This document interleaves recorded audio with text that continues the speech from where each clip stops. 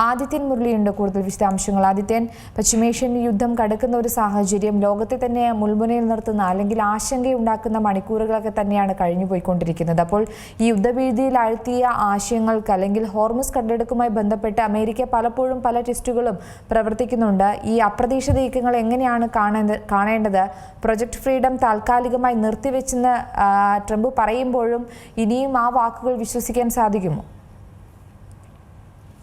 അങ്ങനെ ഭൂമുഖത്ത് നിന്നും തുടച്ചു മാറ്റുമെന്നായിരുന്നു ട്രംപിന്റെ പ്രഖ്യാപനം. ഒരു തരത്തിലും ഇറാനോട് വഴങ്ങില്ല എന്നുള്ള ഭീഷണി അടക്കമായിരുന്നു ഉയർന്നു കേട്ടത്. അന്താരാഷ്ട്ര കപ്പൽ പാതകളിൽ അമേരിക്കൻ കപ്പലുകളെ ഇറാൻ ലക്ഷ്യമിടുന്നു എന്നുള്ള റിപ്പോർട്ടുകൾ ട്രംപിന് ലഭിച്ചതിന് പിന്നാലെയായിരുന്നു അങ്ങനെ ഒരു ഭീഷണി. അങ്ങനെ വീണ്ടും പശ്ചിമേഷ്യയിൽ സമാധാനം പുലരാൻ ഏറെ കാത്തിരിക്കേണ്ടി വരും. വീണ്ടും ഒരു യുദ്ധമുഖം തുറക്കുന്നു എന്ന സൂചനകളായിരുന്നു. പക്ഷേ ഇന്നാകട്ടെ ഹോർമുസിൽ സമാധാനം പുലരാനുള്ള ചില സൂചനകൾ തന്നെയാണ് ലഭിക്കുന്നത്. അതിൽ ഒന്നെന്ന് പറയുന്നത് ഓപ്പറേഷൻ എപ്പിക് ഫ്യൂറി, അത് സൈനിക ആക്രമണ നടപടിയാണ്. അത് അവസാനിച്ചു, തങ്ങളുടെ ലക്ഷ്യം പൂർണ്ണതോതിലേക്ക് എത്തിയിരിക്കുന്നുവെന്ന് അമേരിക്ക തന്നെ വ്യക്തമാക്കുന്നു. മറുഭാഗത്ത് പ്രൊജക്ട് ഫ്രീഡം നിർത്തിവെച്ചിരിക്കുന്നു എന്നുള്ളത് ട്രംപും പ്രഖ്യാപിച്ചിരിക്കുകയാണ്. ഒന്ന് അമേരിക്കൻ വിദേശകാര്യ സെക്രട്ടറി വ്യക്തമാക്കുന്നു, മറുഭാഗത്ത് അമേരിക്കൻ പ്രസിഡന്റ് ഡൊണാൾഡ് ട്രംപ് തന്നെ പറയുന്നു. ഇതോടുകൂടി നമുക്ക് മനസ്സിലാക്കാൻ സാധിക്കുന്നത് ഇനി ഈ യുദ്ധം മുന്നോട്ട് പോകില്ല, താൽക്കാലികമായ ഒരു അറുതി വന്നിരിക്കുന്നു എന്നുള്ള സൂചന കൂടിയാണ്.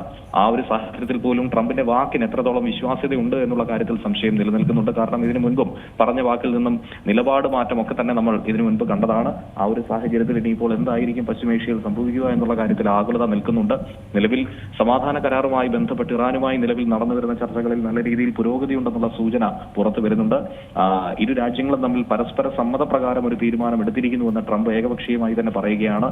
ഇറാന്റെ ഭാഗത്തു നിന്നും ഈ സാഹചര്യത്തിലും ഏതെങ്കിലും തരത്തിലൊരു പ്രകോപനം ഉണ്ടായി കഴിഞ്ഞാൽ കനത്ത തിരിച്ചടി ഉണ്ടാകുമെന്ന ഭീഷണിയും മറുഭാഗത്ത് മാർക്കോ റൂബിയോ ഉയർത്തുന്ന ഒരു സാഹചര്യവും നമ്മളിവിടെ പ്രത്യേകമായി ശ്രദ്ധ കൊള്ളേണ്ടതാണ്. അതോടൊപ്പം തന്നെ നിലവിൽ പ്രൊജക്ട് ഫ്രീഡം നിർത്തിവെച്ചിരിക്കുന്നത് പാകിസ്ഥാൻ അടക്കമുള്ള രാജ്യങ്ങളുടെ അഭ്യർത്ഥന പ്രകാരമാണ്. അതുകൊണ്ട് തന്നെയാണ് നിലവിൽ അമേരിക്കൻ കപ്പലുകളെയും ഹോർമുസിൽ കുടുങ്ങിക്കിടക്കുന്ന കപ്പലുകളുടെയും രക്ഷാപ്രവർത്തനത്തിൽ അമേരിക്ക പിൻവാങ്ങാനായി തീരുമാനിച്ചിരിക്കുന്നത്. ഇനി മറുഭാഗത്ത് ഹോർമുസ് തുറക്കുക, അതുമാത്രമാണ് അമേരിക്കയ്ക്ക് മുന്നിലുള്ള ലക്ഷ്യം. അതിനുവേണ്ടിയിട്ടുള്ള ദൗത്യത്തിൽ തന്നെയാണ് അമേരിക്ക ഉള്ളത്. അതിനുവേണ്ടി ഇറാൻ പരിപൂർണമായി സഹകരിക്കണമെന്നുള്ള ആവശ്യമടക്കം മുന്നോട്ട് വയ്ക്കുന്നുണ്ട്.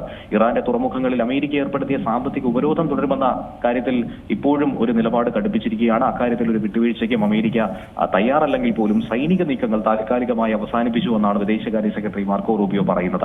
അമേരിക്കൻ പിന്മാറ്റങ്ങളെ തങ്ങളുടെ വിജയമായിട്ടാണ് ഇറാൻ ചിത്രീകരിക്കുന്നത്. അത്തരത്തിൽ അമിത ആഹ്ലാദമൊക്കെ തന്നെ അമേരിക്കയുടെ നിലപാടുകളിൽ ഇനിയൊരു മാറ്റം വരാൻ സാധ്യത ഉണ്ടാകുമോ? അമേരിക്ക പരാജയത്തിന്റെ രുചിയറിഞ്ഞു, ഇറാനിൽ നിന്ന് പിൻവാങ്ങുന്നു, അത്തരത്തിലുള്ള വാർത്തകളാണ് അന്താരാഷ്ട്ര മാധ്യമങ്ങൾ പങ്കുവയ്ക്കുന്നതെങ്കിൽ ട്രംപിനെ അത് വീണ്ടും ചൊടിപ്പിക്കാനുള്ള ഒരു സാധ്യത ഉണ്ടെന്നുള്ള ചില നിരീക്ഷണങ്ങളും പുറത്തു വരുന്നുണ്ട്. എന്തായിരുന്നാലും മേഖലയിൽ സമാധാനം പുനഃസ്ഥാപിക്കാനുള്ള ശ്രമങ്ങൾ നടക്കുമ്പോഴും ചരക്ക് കപ്പലുകൾക്ക് നേരെയുള്ള ആക്രമണങ്ങൾ ഇപ്പോഴും ഏറെ ആശങ്ക ഉളവാക്കുന്ന വിഷയം തന്നെയാണ്. ആഗോള വിപണിയെയും അതുപോലെ തന്നെ എണ്ണവിലയെയും ഒക്കെ തന്നെ വലിയ തോതിൽ ബാധിക്കുന്ന ഈ ഒരു തർക്കം അത് പരിഹരിക്കാൻ ചൈന ഉൾപ്പെടെയുള്ള രാജ്യങ്ങൾ മുൻകൈയെടുത്ത് രംഗത്ത് വരുന്ന ഒരു കാഴ്ചയും നമുക്ക് കാണാനായി സാധിക്കുന്നുണ്ട്. ഹോർമുസ് അടച്ചിട്ടതുകൊണ്ട് തന്നെ ഗൾഫ് മേഖലയിൽ കുടുങ്ങിക്കിടന്ന കപ്പലുകളെ ലക്ഷ്യസ്ഥാനത്തേക്ക് കടത്തിവിടാനുള്ള അമേരിക്കയുടെ ദൗത്യത്തെയും പ്രൊജക്ട് ഫ്രീഡത്തെയും നിലവിൽ അമേരിക്ക പുതിയൊരു പ്രതിസന്ധിയിലേക്ക് എത്തിച്ചിരുന്നു. അതും ഇപ്പോൾ അവസാനിപ്പിക്കുന്നു എന്ന് തന്നെയാണ് നിലവിൽ പറഞ്ഞിരിക്കുന്നത്. ഈ ഒരു സാധ്യത, ഈ ഒരു സാഹചര്യം ഇതൊക്കെ തന്നെ അനുകൂലമായ ഒരു ഘടകമാകും എന്ന് തന്നെയാണ് നിലവിൽ മനസ്സിലാക്കാനായി സാധിക്കുന്നത്. ഇറാനെതിരായിട്ടുള്ള യുദ്ധത്തിൽ ഇനി അമേരിക്ക ആക്രമണത്തിനില്ല എന്ന് കൂടി മാർക്കോ റൂബിയോ വ്യക്തമാക്കുന്നുണ്ട്. എപ്പിക് ഫ്യൂറി അവസാനിച്ചിരിക്കുന്നു, ലക്ഷ്യങ്ങൾ പൂർത്തിയായിരിക്കുന്നു. അമേരിക്കയുടെ ഭാഗത്തു നിന്നും ഇറാന് നേർക്കൊരു ആക്രമണം ഉണ്ടാകില്ല, മറിച്ച് ഇറാന്റെ ഭാഗത്തു നിന്നും പ്രകോപനം ഉണ്ടായാൽ മാത്രമേ ശക്തമായ സൈനിക നടപടി ഉണ്ടാകൂ എന്ന് കൂടിയാണ് പറഞ്ഞിരിക്കുന്നത്. നിലവിൽ ഇറാനുമായി ഒരു സമ്പൂർണ്ണ കരാറിലെത്താൻ കഴിയുമെന്ന പ്രത്യാശ അടക്കം ഈ ഘട്ടത്തിൽ പങ്കുവയ്ക്കുന്നുണ്ട്. കഴിഞ്ഞ കുറച്ച് മാസങ്ങളായി ഹോർമുസ് കടലിടുക്കിൽ ഇറാൻ ഏർപ്പെടുത്തിയ ഉപരോധം ആഗോള എണ്ണ വിപണിയെ അടക്കം പിടിച്ചുലച്ച സാഹചര്യത്തിൽ മറ്റു രാജ്യങ്ങളുടെ മധ്യസ്ഥ ശ്രമങ്ങളൊക്കെ തന്നെ നമ്മൾ ഇതിനിടയിൽ കണ്ടതാണ്. ഇനി ഇറാൻ വിട്ടുവീഴ്ചയ്ക്ക് തയ്യാറാവുകയാണെങ്കിൽ ഈ മേഖലയിൽ ഉറപ്പായും സമാധാനം ഉണ്ടാകുമെന്ന സൂചന ലഭിക്കുന്നുണ്ട്.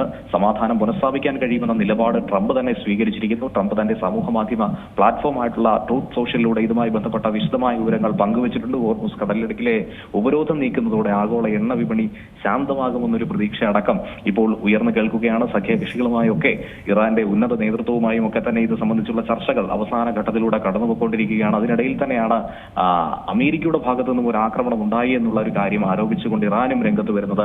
ഇതിനിടയിൽ എങ്ങനെയാണ് ഈ സമാധാന ചർച്ചകൾ മുന്നോട്ട് കൊണ്ടുപോകാൻ സാധിക്കുന്നത്? ഇതൊരു താൽക്കാലിക യുദ്ധവിരാമമാണ്. സമ്പൂർണ്ണമായി ഈ യുദ്ധം അവസാനിപ്പിക്കാൻ എന്ത് ചെയ്യണമെന്നുള്ള കാര്യങ്ങളടക്കം ഇപ്പോൾ നിലവിൽ ചർച്ച ചെയ്തുകൊണ്ട് ഇരിക്കുകയാണ് എന്ന് തന്നെയാണ് നമുക്ക് മനസ്സിലാക്കാൻ സാധിക്കുന്നത്. ശരി, ആദ്യത്തിനാണ് വിശദാംശങ്ങൾ നൽകിയത്. ഏറ്റവും പുതിയ വാർത്തകളും വിശേഷങ്ങളും വിരൽ തുമ്പിലറിയാൻ സീ മലയാളം ന്യൂസ് എല്ലാ ഡിജിറ്റൽ പ്ലാറ്റ്ഫോമുകളിലും ലഭ്യം.